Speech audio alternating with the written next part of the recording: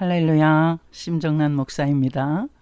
오늘은 하나님이 보시는 재물, 우리가 참 재물이 없으면 한 걸음도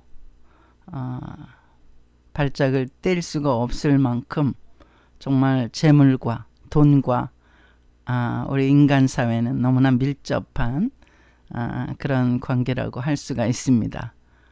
그러면 하나님께서 우리가 인간이 사용하는 그 재물에 대해서는 어떻게 생각하시는지를 한번 가난한 과부의 두 렙돈의 헌금을 생각하면서 한번 말씀을 증거하겠습니다. 그 마가복음 12장 42절입니다.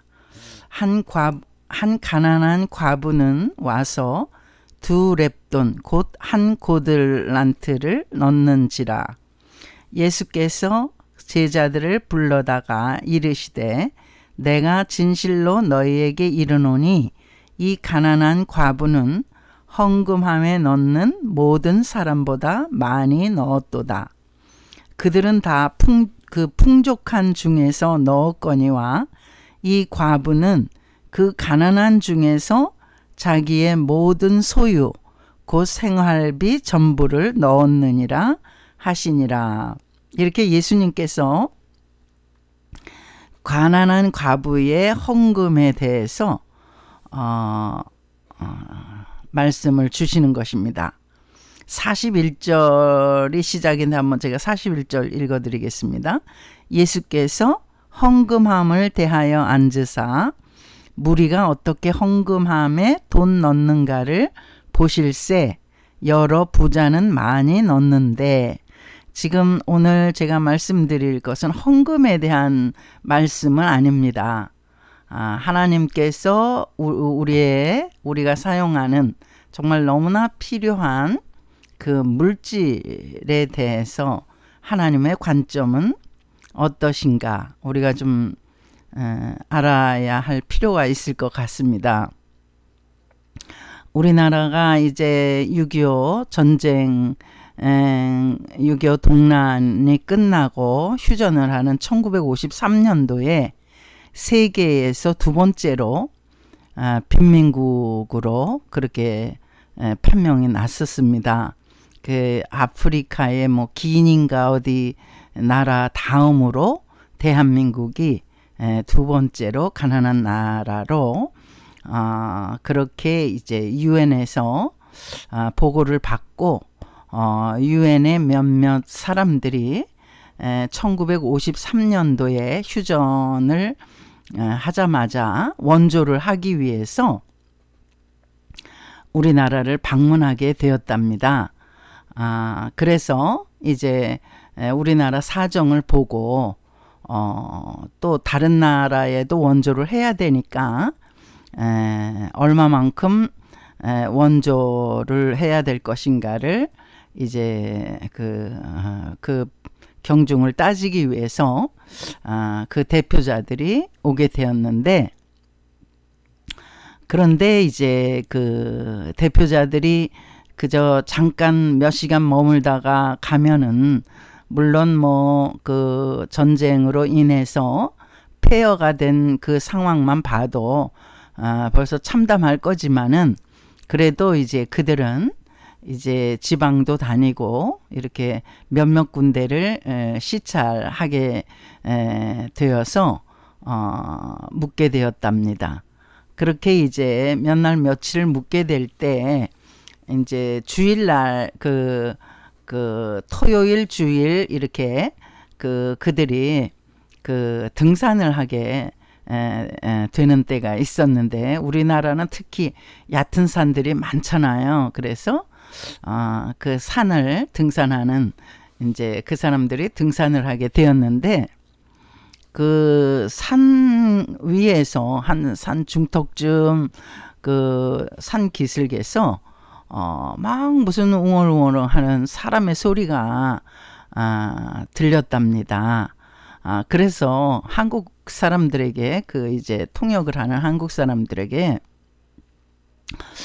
저 웅성웅성하는 소리가 산에서 이렇게 들리는데 그게 무슨 소리입니까? 하고 물었는데 이 통역관이 우리 한국 그 사람들이 지금 너무나 이제 전쟁의 폐허 속에서 굶주림에 시달리고 너무나 이제 상황이 힘들고 그러니까 이들이 하나님께 부르짖느라고 이렇게 이산저산 그때는 그 산이 삼각산이었다고 합니다. 제가 삼각산은 가보지를 못했는데 우리 이제 모친께서는 삼각산에 가셔서 기도를 많이 하러 자주 올라가셨다고 그러거든요. 근데 이제 저는 그 산은 못 가봤는데 그때의 그 산이 삼각산이었다고 합니다. 그곳에서 그렇게 그 크리스찬들이 울부짖으면서 기도하는 그러한 그 기도 소리를 듣고 또 목격도 하고 그래서 그 유엔의 몇몇 시찰단들이 그것을 보고 이 대한민국을 도와줘야 되겠다. 이렇게 하나님께 울부짖어 기도하는 크리스찬이 있다는 것은 마치 출애굽 당시에 정말 그 노예 생활에 피폐되어 있던 이스라엘 백성들이 하나님께 부르짖잖아요. 그래서 하나님께서 그들의 부르짖는 소리를 들으시고 이제 그 출애굽기 2장에 보면 1장 2장 보면은 하나님께서 그들의 울부짖는 소리를 들으셨다. 이렇게 말씀이 나오거든요. 그래서 대한민국의 그 시찰단들이 정말 애끓게 부르짖는 그 기도 소리에 감동을 받아서 유엔에 가서 보고를 합니다. 우리가 이렇게 시찰을 했는데 대한민국은 꼭 원조를 많이 해야 합니다. 그러면서 그 보고를 했다고 합니다. 그래서 그 당시에 세계에서 제일 많이 그 당시에 1953년도 그 당시에 가장 많이 유엔에서 원조를 받은 그런 그 나라가 되었다고 합니다. 이렇게 정말 하나님께서는 뜻하지 않게 그들이 아마 그 등산을 하지 않았다면 어찌 그 기도하는 소리를 들었겠습니까? 간곡하게 하나님께 부르짖는 소리를 듣게 하시고 또 그 시찰단들이 크리스찬들이었던 겁니다. 그래서 그들이 하나님을 대신해서 이렇게 유엔에 가서 대한민국을 돕는데 정말 크게 그 역할을 했던 그런 참 소리를 들을 때 하나님의 역사는 바로 이런 것이다. 우리가 정말 물질 때문에 어렵고 힘들고 고통을 받을 때가 우리 인간 사회에 얼마나 많이 있습니까? 근데 그렇게 고통스러운 때보다도 그런 어떤 순간보다도 정말 내가 하나님을 믿고 하나님 앞에 정말 부르짖는 그런 겸손한 그러한 어떤 그 믿음의 태도, 그게 사실은 더 중요하다고 생각이 듭니다. 하나님께서는 만물의 주관자시고 주인이시잖아요. 그분이 마음만 먹으시면 얼마든지 우리를 도우실 수가 있잖아요. 아마 그 아브라함은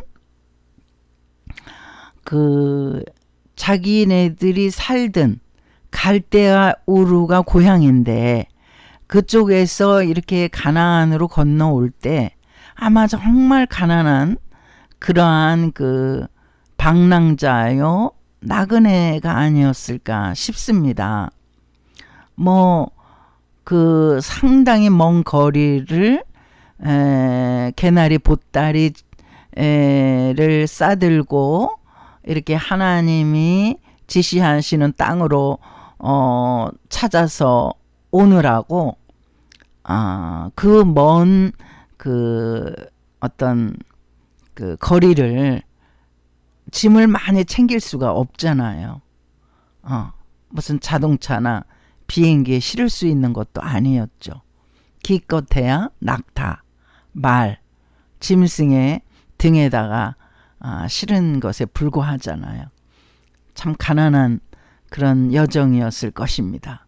그런데 하나님께서는 그 아브라함을 쓰시려고 하니까, 아브라함을 택해서 자기의 종으로 쓰시려고 하니까 그 어떤 일이 벌어지냐 하면 그 가나안에 기근이 들어서 애굽으로 내려가는 일이 벌어지잖아요. 그래 애굽으로 내려가는 것은 사실은 그 아브라함에게는 믿음이 좀 없는 태도라고 할 수가 있죠. 가나안 하나님이 지시한 땅까지 왔는데 결국 거기서 못 살겠다고 하고 기근이 들었기 때문에 부랴부랴 다른 나라를 또 가게 되니까. 근데 뭐 애굽을 하나님께서 지정해서 좀 거기 가 있어라 이렇게 말씀하신 것도 아니거든요. 그런데 창세기 20장에 보면요. 바로가 그 명함에 그들이 그와 함께 그의 아내와 그의 모든 소유를 보내었더라. 뭐 제가 이거 한 절만 읽어서 이해가 안 가실지 모르겠지만은 그 어떤 에피소드가 있었냐 하면 이제 객지를 가게 되면 아브라함도 참 겁장이었던 것 같습니다. 하여튼 간에 우리도 정말 이 외지에 갈 경우에 그렇게 편안하지는 않지 않습니까? 그 서로 그 피부도 다르고 무슨 생활 형편이나 모든 것이 다른데 다른 나라 가는데 조심하는 것은 당연할 거라고 생각이 듭니다. 그런데 이제 그 걱정이 돼서 아브라함이 당신 누가 뭐라 그러면 내 아내라고 하지 말고 내 누이 동생이라고 그렇게 말하시오. 누가 묻거든. 그렇게 해서 그 아내라는 사실을 숨깁니다. 그래서 이제 그 바로의 눈에 사라가 띄었던 것입니다. 그러니까 이제 그 아브라함의 여동생이라고 하니까 바로가 이제 맞이해서 이렇게 아내를 삼으려고 하는데 하나님께서 딱 막으시죠. 그러면서 그 하나님께서 막으시고 책망을 하시잖아요. 그래서 겨우 이제 그 아브라함과 사라는 정말 그 아무 일 없이 애굽을 탈출할 수가 있었죠. 그러니까 아브라함은 하나님께도 정말 거짓말을 한 죄인이고 또 바로에게도 거짓말한 죄인이잖아요. 그런데도 이상한 것은 하나님께서 바로를 감동시키셔가지고 뭐라고 그 하시냐 하면은 제가 여기를 바로를 명해서 감동시켜 주셔가지고 많은 소유를 그 아브라함이 취해서 가나안으로 가도록 한 칼에 정말 아브라함이 죽을 뻔했는데 바로와 하나님께 득제를 했잖아요. 그런데 소유를 많이 쥐어줘 가지고 가나안으로 가게 하는, 평안하게 가게 하는, 정말 이게 놀라운 거 아닙니까? 이걸만 보면 정말 여기 보세요. 바로가 아브라함을 후대함으로 아브라함이 양과 소와 노비와 암수 나귀와 낙타를 얻었더라.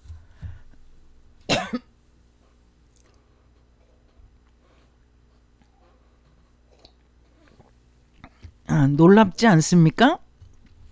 지금 바로 앞에서 단칼에 정말 목숨이 날아갈 뻔했는데 하나님께서 개입하셔가지고 재산을 많이 얻어가지고 가나안으로 돌아가게 된 거예요. 그래서 아브라함이 이제 부자가 된 거 아닙니까? 요 13절 보시면은 아브라함이 애굽에서 그와 그의 아내와 모든 소유와 롯과 함께 네겝으로 올라가네. 네겝 사막이 이제 애굽과 이스라엘 가나안 사이에 있는 사막이잖아요. 글로 이제 올라왔다는 거예요. 아브라함이 지금 기근이 들려서 애굽으로 그냥 가서 좀 뭔가 얻어먹으려고 내려갔는데 소유가 그때 많아서 많이 가지고 올라왔다는 것입니다. 아브라함에게 가축과 은금이 풍부하였더라. 이게 뭐예요? 바로에게 얻은 것이죠. 이 말씀은 무슨 의미겠습니까? 하나님이 만물의 주인이시잖아요. 하나님이 허락만 하시면 하나님이 정말 마음만 잡수시면 얼마든지 우리는 하나님이 만물의 주인이시니까 하나님 것을 우리는 마음껏 누릴 수가 있다는 그런 의미가 되는 것입니다. 우리 민족이 정말 최대 빈민국에 속하는 그 범주에 속했던 우리나라가 지금은 이제 세계 10위로 경제 대국이 되지 않았습니까? 요새 이런 사태로 인해서 좀 10위가 흔들리는지는 모르겠습니다만 정말 우리 형편이 얼마나 정말 좋아졌습니까? 이 모든 것이 하나님의 은혜임을 우리는 기억해야 합니다. 하나님을 믿지 않는 사람들도요, 알고 있습니다. 저는 이건 놀라운 하나님의 축복임을 알고 있습니다. 믿는 사람처럼 정말 교회 나가서 일정하게 하나님께 예배는 드리지 않아도 그들의 양심에서 마음속 깊은 데서는 하나님의 축복이라는 것을 그들이 인정할 것입니다. 이렇게 하나님께서는 얼마든지 정말 가난한 자들을 부욕해 하시고 또 부유한 자들도 하나님께서는 또 낮추시고 가난하게 하시고, 그래서 예수님께서 지금 마가복음 12장 42절의 이 말씀은 무슨 말씀이냐 하면 하나님이 물질을 생각하시는 그런 어떤 관점은 우리하고 너무 다르다는 것입니다. 우리는 정말 없는 사람을 굉장히 업수히 여기고 또 있는 사람을 대우하고 그런 세상 한복판에서 하나님이 보시는 물질관을 우리는 볼 수 있어야 되는 거예요. 그래서 예수님께서 여기서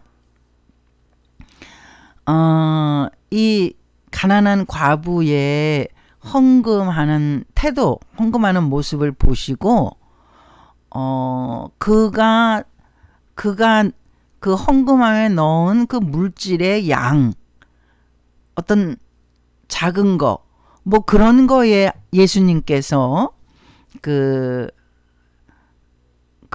양에 대해서 왈가왈부 하시는 게 아니라,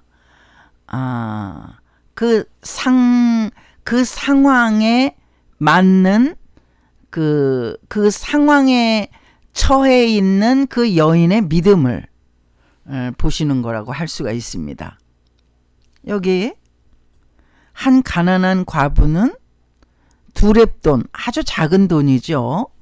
뭐 지금으로 계산하면 2,000원이나 5,000원이나 그렇게 큰 돈이라고 할 수는 없는 이 작은 돈인데, 예수님께서는 의외로 크게 칭찬을 하시는 거예요. 예수께서 제자들을 불러다가 이르시되 내가 진실로 너에게 이르노니 이 가난한 과부는 헌금함에 넣는 모든 사람보다 많이 넣었도다.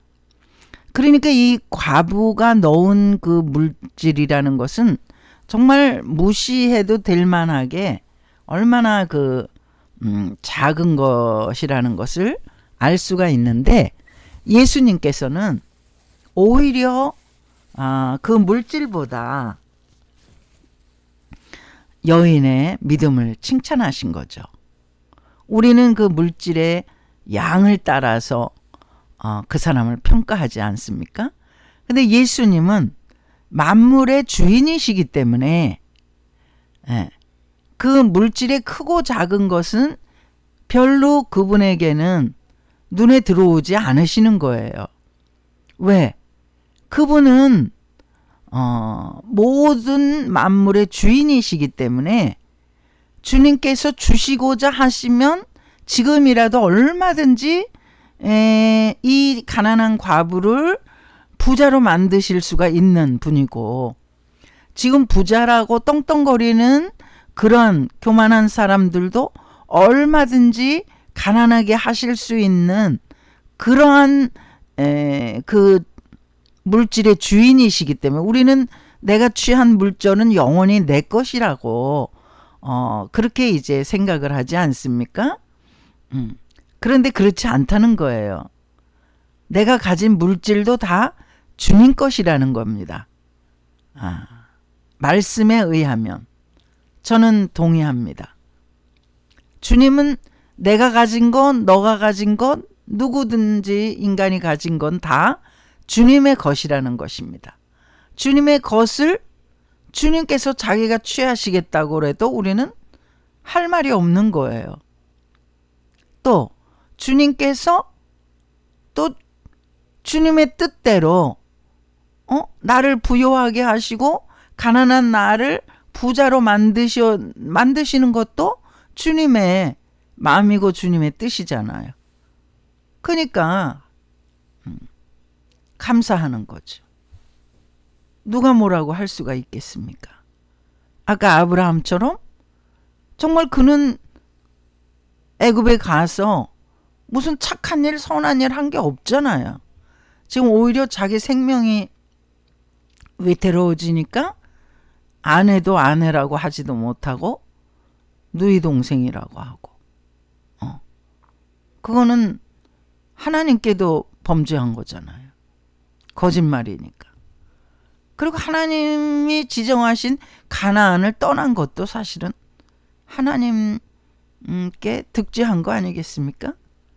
그런데도 불구하고 하나님께서 아브라함을 그 물질에 대해서 어마어마하게 축복하시잖아요.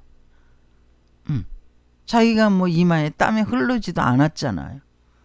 바로가 어마어마하게 가지고 있으니까 그것을 바로의 마음을 감동시키셨어. 잠언에 보면 악인이 수고한 거를 의인에게 주신다고 말씀하셨어요. 악인은 열심히 수고하는데 그 물질을 자기는 쓰지 못하고 오히려 의인이 가져가도다.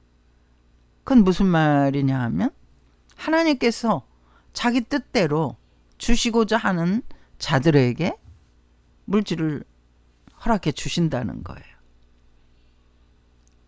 이 가난한 과부가 이 성경 말씀에 이렇게 두 군데에 등장하지만, 그래서 다른 이제 또 다른 부분에는 나오지 않지만, 아마 이렇게 예수님에게 크게 칭찬을 들었잖아요.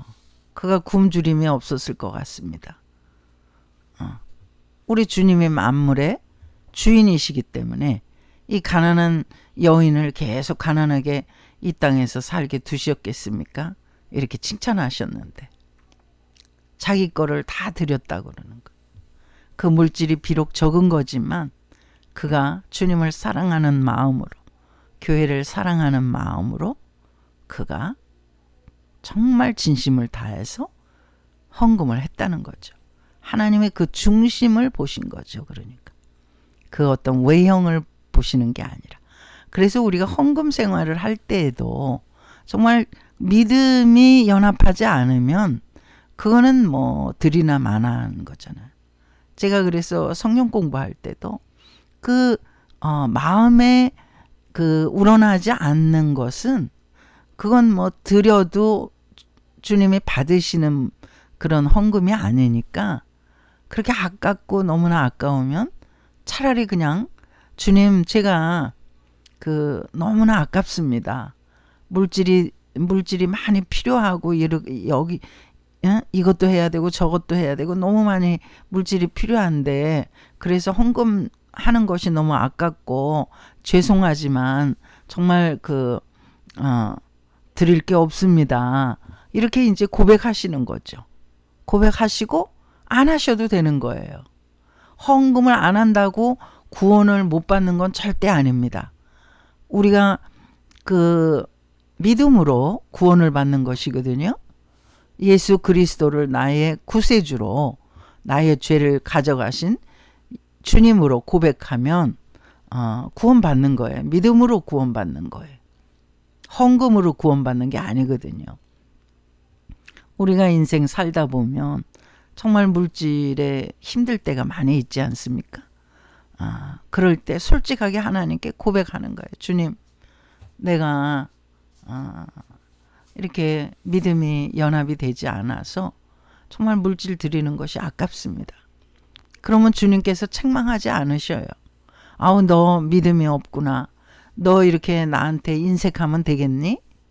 또 이제 어떤 분들은 주님이라면 내가 헌금을 좀 주님이 쓰신다 그러면 드리지만, 교회로 하면은 뭐 교회에 내 헌금을 가지고 누가 뭘 하는지 알겠습니까? 이러고 이제 또 헌금 생활을 좀 인색하게 하시는 분들이 계시죠. 뭐 어쨌든 간에 주님의 교회에서 선교 사업이나 여러 가지 구제 사업이나 전도 사업이나 영혼 구원의 그런 일들을 많이 하잖아요. 그러니까 그저 주님을 사랑하는 마음으로 교회에 헌금을 드리는 거죠. 근데 그것조차도 마음이 동하지 않는다. 그럼 걱정하실 거 없어요. 헌금 때문에 예수님께서 안 사랑하시고 또 구원을 못 받고 뭐 그러는 건 아닙니다. 그러나 이제 나의 주님을 사랑하는 마음을 이렇게 하나님께서 내게 주신 그 물질로 나타내는 거, 표현하는 거. 우리가 사랑하는 사람을 입으로만 하지 않지 않습니까? 사랑하는 사람이 생겼기 때문에 그에게 정말 선물도 하고 싶고, 또 뭐 이것도 해주고 싶고 저것도 해주고 싶고, 내 형편 이상의 뭔가를 해주고 싶은 그런 마음이 막 마음에서 들끓잖아요. 이 가난한 과부가 그런 마음이었던 것입니다. 주님을 사랑하는 마음이 너무나 뜨겁고 들끓었던 것입니다. 그래서 자기 형편의 그 이상을 드린 거죠. 주님은 그 속을, 우리 속 사람을, 우리가 뭘 생각하는지를 다 아시기 때문에 칭찬을 하신 거죠.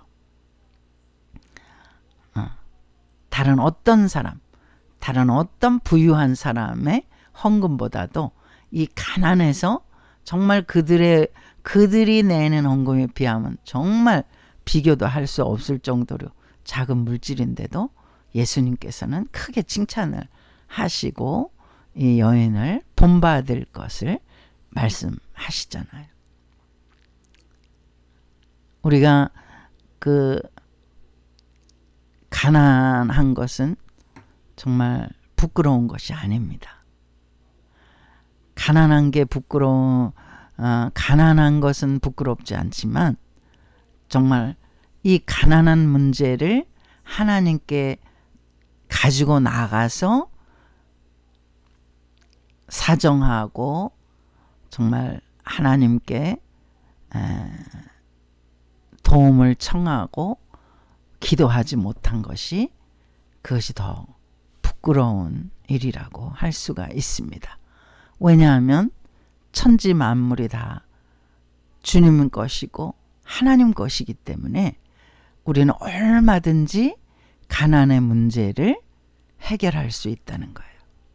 믿음이 좋으면서도 이 물질 문제에 대해서는 하나님께 구하지 않는 그런 분들이 많아요. 내가 물질 문제를 고민하고 하나님께 나아가서 그 문제를 놓고 기도하면 믿음이 없는 것처럼 하나님이 취급하실까 봐 그렇지 않습니다. 우리 예수님께서도 이렇게 기도하라, 그렇게 주기도문을 가르쳐 주셨잖아요. 오늘날 내게 일용할 양식을 주옵시고, 응? 내게뿐만 아니라 우리에게 일용할 양식을 주옵시고. 이거는 일용할 양식이 뭡니까? 물질이잖아요. 그러니까 영적으로만 주님께 성령 충만 주시옵소서, 믿음 주시옵소서 이러면서 물질을 달라 그러면 이건 죄인 줄 알고 또 뭔가 좀 천박한 줄 알고, 절대 그렇지 않습니다. 내게 필요한 물질을 얼마든지 만물의 주인이신 주님께 간구하는 것입니다. 주님은 얼마든지 우리 주님이 마음만 잡수시면, 우리에게 주시기로 그 마음만 잡수시면, 아까 아브라함이 정말 뜻하지 않게 외국에 가서 정말 외국에 가서 자기가 땀 흘린 것도 아니고 그 사람의 마음에 감동을 주셔서 많은 것을 취하고 그가 그 거부가 되는 어떤 그 시작이 됐잖아요. 그게 그 물질이 정말 그 종잣돈이 된 것입니다. 가난이 죄는 아니지만 우리가 하나님께 청구하지 않아서 정말 가난하다면 그것은 하나님께서 기뻐하시지 않는 그런 신앙생활이라고 할 수가 있습니다. 하나님은 특히 이제 성경에서 보면 가난한 사람들에 대해서 관심이 많으세요. 그러니까 아까 아브라함도 그렇게 해서 정말 부자가 되는 시작이 그렇게 시작이 됐거든요. 특히 더 가난한 자들에 대해서는 관심을 기울이시는 거예요. 아까 삼각산에서 우리 믿음의 조상들이 정말 하나님께 너무나 부르짖고 못 살겠다고 부르짖으니까 그 정말 유엔 사찰단이 그 소리를 듣고 또 감동을 받아서 이런 게 하나님의 역사죠. 뜻하지 않게 거기 삼각산에 그들이 등산하러 올라올 줄을 누가 알았겠습니까? 기도하는 사람들은 아마 그냥 하나님만 바라보고 울부짖었을 것입니다. 하나님의 일하심은 바로 이런 것입니다. 이렇게 해서 우리를 도우시는 거예요. 우리 그 존 워너메이커라고 미국의 이제 백화점 최초의 백화점 왕이라고 할 수 있죠. 백화점을 최초로 설립해서 큰 부자가 된 그 사람인데, 그 사람 뭐 찢어지게 가난했다는 거 아니에요. 링컨처럼. 링컨도 얼마나 가난해서 링컨이 오두막집에서 그렇게 살았다는 건 유명하잖아요. 이 사람도 너무나 가난해가지고 그 어린 때부터 이제 주일학교를 다니는데 하나님 말씀이 너무 좋은 거예요. 그 어린 소년이. 그 하나님 말씀이 너무 좋아서 선생님으로부터 그 말씀을 듣는데, 선생님은 성경을 갖고 계시니까 성경을 읽어주시면서 이렇게 그 하나님 말씀을 가르치고, 그 너무너무 감동이 되는데 자기는 이 성경책이 없잖아요. 그때는 그 미국에서 19세기 초니까 뭐 성경도 없었던 모양이에요. 성경을 다 이렇게 뭐 교회에 비치해 놓는다든가 그런 시절이 아니었던 거예요. 이 소년이 성경을 한 권 갖고 싶은 게 이게 소원이었던 거예요. 하나님 말씀이 너무너무 좋아서. 그래서 그가 정말 그 어린 소년이 벽돌 한 장 한 장 그 심부름을 해가면서 그 돈을 모아가지고 성경책을 하나 샀다는 거 아니에요.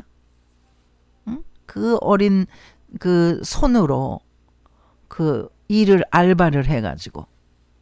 그래서 성경을 하나 자기가 산 것이 가장 자기는 자기 일생에 잘한 일이라고, 그렇게 그 백화점 왕이 인터뷰를 하는 그런 그 책이, 그 유명한 책이 이제 간증집이 나와 있거든요. 그렇게 하나님 말씀을 어릴 때부터 그는 너무너무 즐거워하고 좋아해서 자기 일생을 통해서 하나님 말씀을 손에서 놓지 않았다는 거예요. 하나님 말씀대로 은혜 받은 대로 사니까 그 가난했던, 성경책 한 권을 손에 넣을 수 없이 가난했던 소년이 백화점 왕이 돼서 그 늙음악하게 그런 인터뷰를 한 것을 제가 책으로 읽은 적이 있는데, 정말 가난은 부끄러운 것이 아니죠. 우리가 믿음이 없는 것, 하나님께 우리의 사정을 아뢰지 못한 게 부끄러울 따름입니다. 이렇게 하나님께서는 가난한 자에게 더욱 관심을 가지시고, 그러나 가난한 자들을 또 무조건 편들지는 않으셨어요. 가난한 자들이라고 해서 편들지 말라고 제가 레위기 19장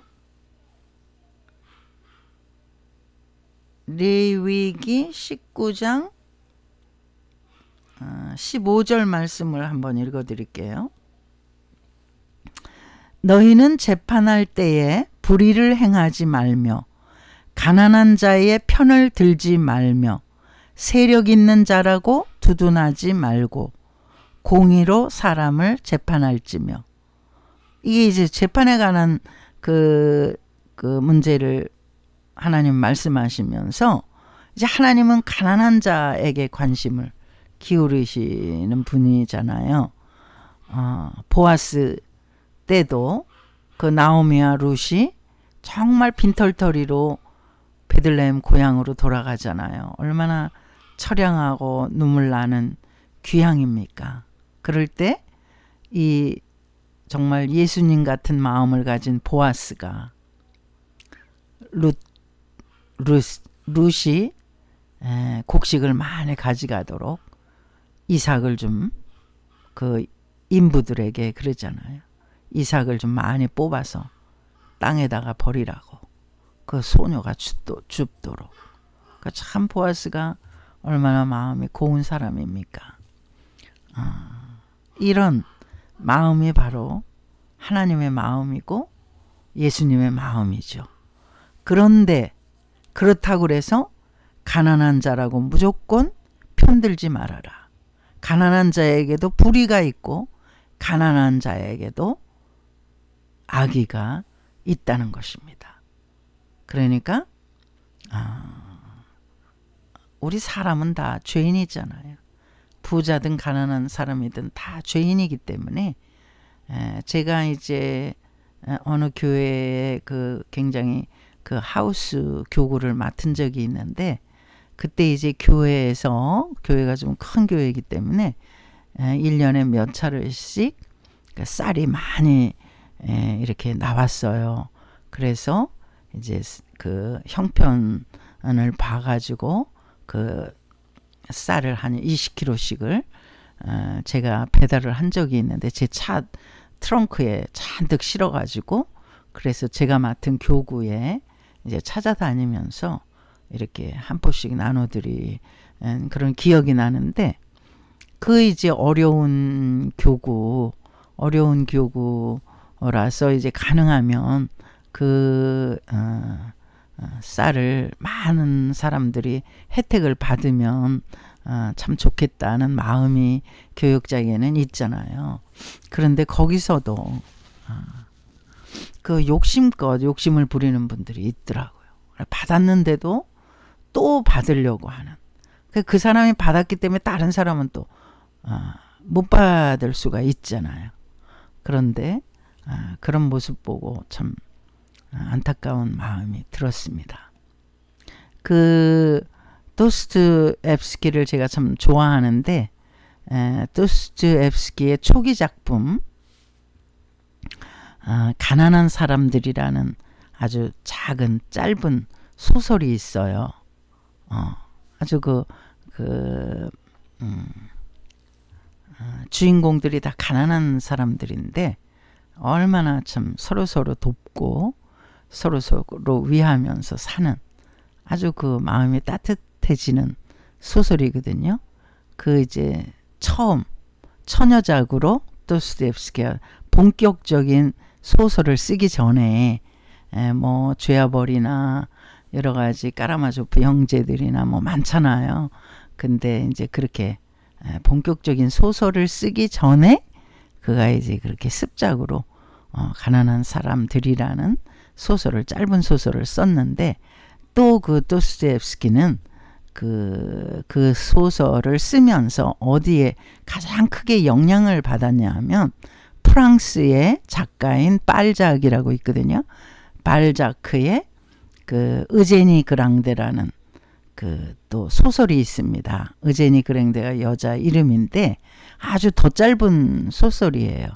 그 의제니 그랑데에서 크게 그가 도스토옙스키가 감명을 받아가지고 이제 그렇게 자기가 가난한 사람들을 쓰게 되었다는 이제 그런 제가 그 도스토옙스키의 설명을 들은 적이 있는데요. 참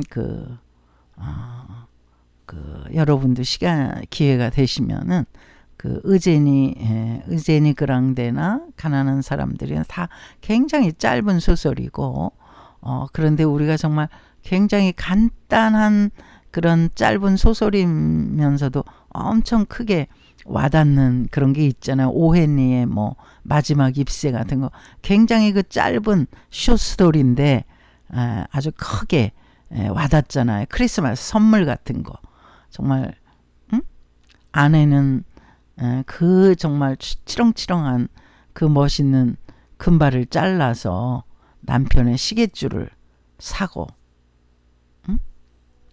또 남편은 또 그 시계를 또 팔아가지고 아내 머리핀을 사고, 아내 머리는 다 이제 잘라져가지고 핀이 필요 없는데, 그렇지만 너무나 감동이 되잖아요. 그런 아주 짧은 어떤 이야기지만은 굉장히 우리의 마음을 따뜻하게 하고 감동을 주는, 우리 예수님께서는 특히 그래서 이 가난에 대한 설명을 많이 하셨어요. 심령이 가난한 자는 복이 있나니. 누가복음에서는 가난한 자는 복이 있나니 너희가 풍성해질 것이다. 근데 마태복음에서 심령이 가난한 자, 마음이 가난한 자가 복이 있다. 마음이 가난한 건 뭘까요? 그냥 가난한 건 우리가 알죠. 물질이 좀 결핍되든가 그런 것들. 그러지만 마음이 가난한 거, 심령이 가난한 자가 복이 있다. 천국이 저희 것이다. 저는 그 심령이 가난한 것을 겸손한 사람, 항상 마음이 낮아져 있기 때문에 주님이 주시는 은혜의 물결이 항상 이렇게 낮으니까 낮은 대로 흘러내려오는, 은혜를 항상 받게 되는 그런 사람. 마음이 높아진 사람은 은혜의 물결이 치솟아 올라갈 수가 없잖아요. 내려와야 되잖아요. 은혜의 물결이 내려오는 그런 특성이 있는데 치솟아 올라갈 수 없으니까 겸손하게 주님의 은혜의 그런 단비를 기다리는 사람, 심령이 가난한 사람이라고 할 수가 있겠습니다. 그래서 오늘은 가난에 대해서 한번 생각해 봤습니다. 정말 내가 비록 가난할지라도 전혀 문제가 되지 않는 것입니다. 왜? 내가 믿는 하나님이, 나를 구원하신 예수님이 만물의 주인이시기 때문에, 너희가 겨자씨만한 믿음이 있더라도 이 산을 옮겨서 바다에 던지우라 하여도 던져질 것이다. 그렇게 주님께서 말씀하시잖아요. 우리의 믿음이 문제인 것이지 물질 문제는 아니라고 생각이 듭니다. 오늘 오랜만에 여러분 뵙게 돼서 너무나 감사합니다. 할렐루야. 다음 시간에 뵙겠습니다.